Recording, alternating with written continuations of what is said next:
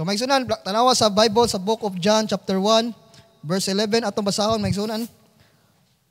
In the Book of John verse 11, naana mo maigsun? Naana, sige. Basahon tudungan. John chapter 1 verse 11. He came unto his own, and his own received him not. So nari ang Ginoo sa iyaha, but sad to say, nari sa iyaha pero wala siya gi dawat maigsunan. So before that, mag-pray ta. Let's pray. Labing dalaygon na mga Ginoo, salamat Lord sa imong kaayo sa imong kinabuhi. Salamat Lord, ikaw may gugmaon ka namo, naigugma ka namo Ginoo. Salamat Lord, nining Wednesday nga naami karon sa Balay Tigumanan para paminaw sa imong guidance, instruction Ginoo sa akong pagpanginabuhi ining kalibutana. Isukisuhan na Lord God, ang Ginoo, unas tanan nga ikog kapasayloan Lord sa mga tala Lord. Kung himo di ka nimo, gasi ako Ginoo, pinagi sa imbalan nga dugo. Aron takos ako ngayon Ginoo nga muwali sa imong pulong karon, nga magiyahan gayud sa imong balaang espiritu. Nga dili akong pulong may masulti o masugid Ginoo o mas wali diri. Apan imong pulong gayud Ginoo nga mogawas, katulunan nga imong mahatag sa mga kaigsuonan Lord God. Also ang mga igsuon nga empty ang kasing-kasing, anda maminaw, focus di kanimo, di magpabalda sa dautan, hungong sa yawa Ginoo. Salamat nini imong kaayo kanamo Ginoo, sa imong grasya imong gihatag kanamo. All glory and honor bring back to you. In Jesus' name we pray. Amen. Makita nato kani nga verse igsoon, he came unto his own, and his own received him not. Unsa ka gool kung imong inunaon, unsa ka kanang discourage, unsa ka bati, unsa ka kakuan nga wala ka giila ba. So tayo itong mensahe magsunan, his own. His own. Kitaan mo diri nga verse, naay diri nga verse, naay gitawag diri kung balik ko tanawang verse 11. He came unto his own, and his own received him not. So duha ka own diri. Kaning duha ka own diri atong mao ni atong kanan magigsunan. Tagaan og focus sa atong mga mata, sa atong panghunahuna. Duha ka own. Ibalik-balik diri duha ka own. So makita mo igsoon nga sa kani diri naay duha ka own nga nagbalik diri. So ato ni tukion nga unsa ni nga mga own magigsoon. Sa verse 11, ningon na, his own, and his own received not. Una nga own, magisunan, his own position. Position ba? Kanang iya ba? Iyang gipanag-iya ba? Nga iya. So, niari sa kalibutan, iyang niari siya sa kalibutan, kay kano, di na to madinay, di na to makuan, magisunan nga, iya dyan ni. Iya dyan ni ang kalibutan, siya nagbuhat ani, sa, tanawa sa verse 10. He was in the world, and the world was made by Him, and the world knew Him not. Niani siya sa kalibutan, ang kalibutan, siya nagbuhat sa kalibutan, apan ang kalibutan, wala makaila kaniya igsoon. Nari siya nagbuhat sa kalibutan, kung makuha mo sa scripture, sa Genesis palang daan, gi-create na niya ang kalibutan, pinaagi ra sa pamulong. Grabe no? Wala gipamulong ra sa Dios. His own position. He came into the world like an artist would come into his art gallery. Niari siya sa kalibutan nga murag kanang artist ba nga mga artist na kanang drawing, mga paint. Niadto siya sa kanang murag niari siya ba nga murag sa katao ba nga niadto sa siya nagdrawing ani tanan nya kani art gallery. Ana siya nagdrawing ani but wala gi-recognize nga siya ang nagbuhat ani. Wala gi-recognize sa mga tao nga siya ang nagbuhat ani nga drawing. So he came into the world like an artist would come into his art gallery. Kadua, he came into the world like a carpenter who would walk into a house he had built.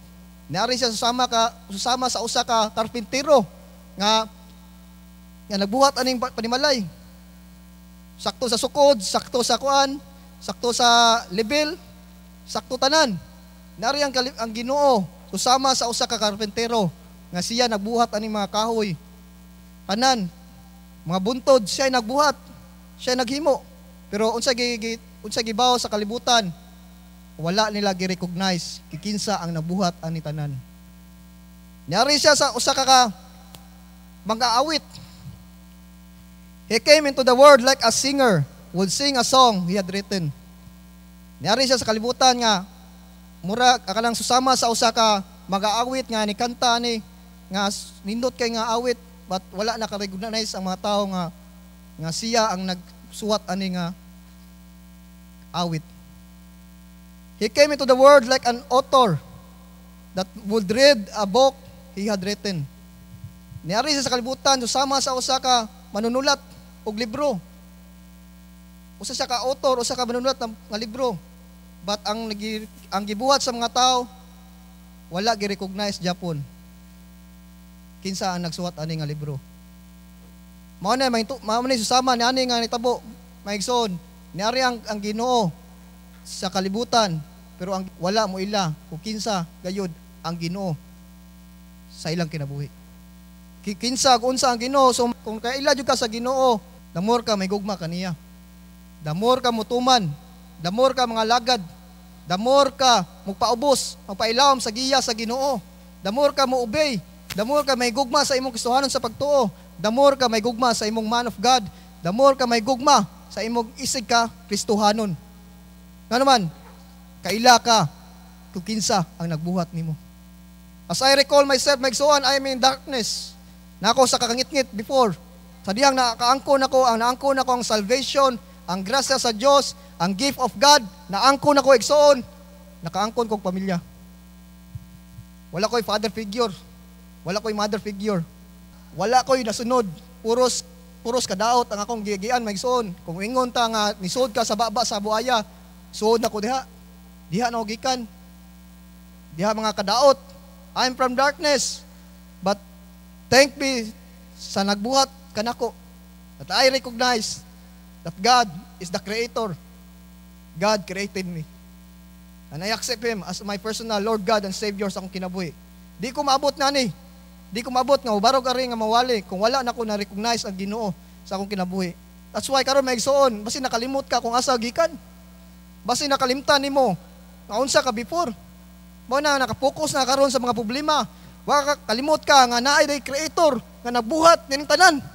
Naay magbubuhat di ay nga nabuhat sa kalibutan, sa langit, sa yuta, ipamulong ra sa Ginoo. Di man gipanulti ra sa Ginoo. Unsa kagabahanan ng Dios bat kita atong gipakagamay ang Ginoo sa atong kinabuhi. Mo sa akong ingon, nay mga clients ako, mga clients mawa na sila oy. Okay ra mawa. Ano man, mas may na mawa. Okay ra kung dawaton na sila mawa kaysa mawa nako ang nabuhat nako. Okay ra na mawa ang imong friends kaysa mawa nimo ang Ginoo. Okay ra na nga mawa sila kay suod nimo kaysa mawa nimo ang nagbuhat nimo. Kinsa man na ang si Ginoong Hesukristo. Niari sa kalibutan, siya nagbuhat pero unsa gibuhat sa mga tao, gi-reject.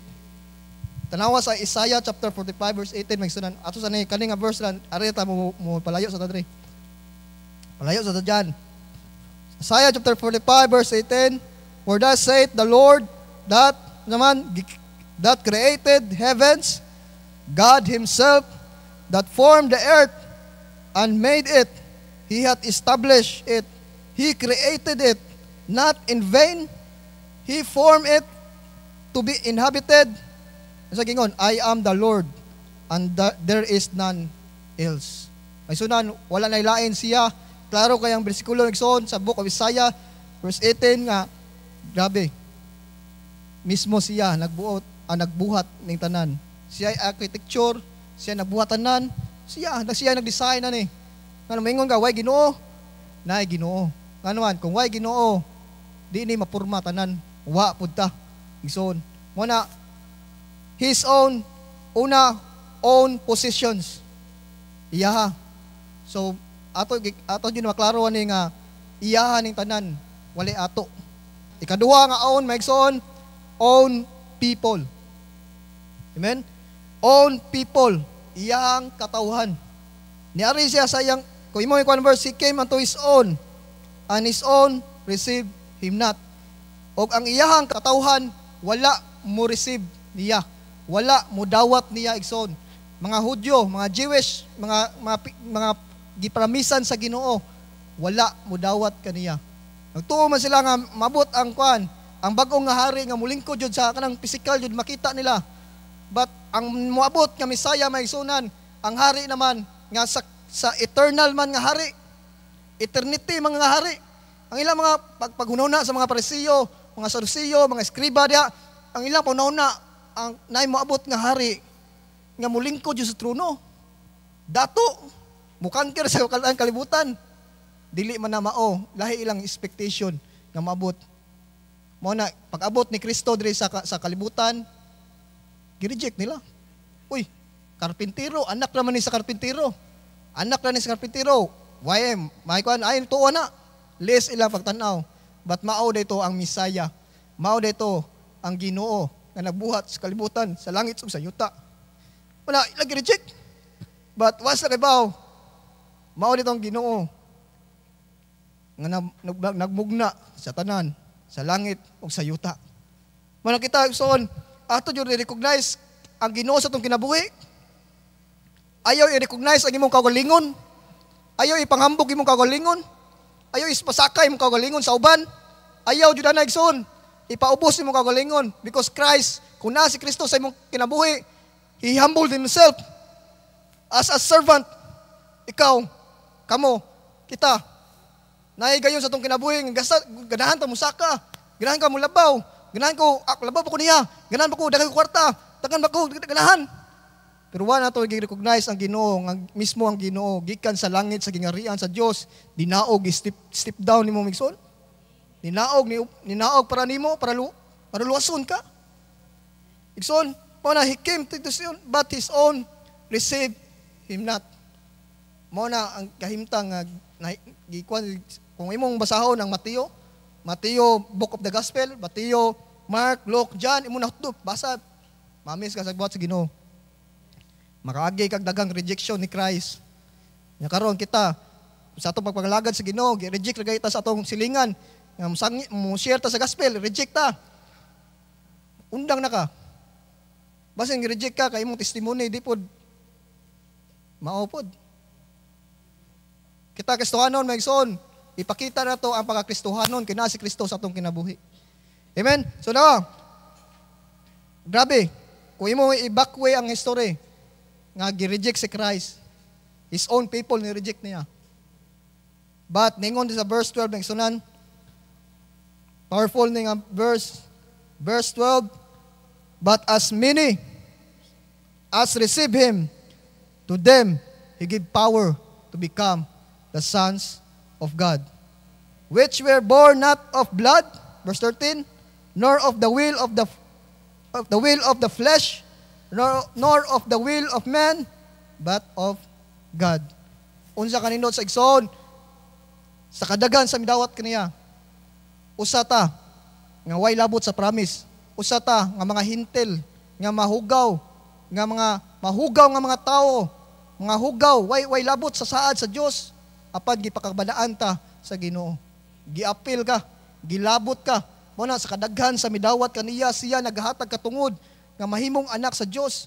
Agahom gihatag sa Ginoo sa imuha nga mahimo kang anak sa Dios. Muna pasalamati maigsoon unsay mga pagwali sa pulong sa Ginoo, pagbadlungan ka sa pulong sa Ginoo bisan man atong man of God, babadlong ka nato igsoon. Dawaton na igsoon asam tagikan.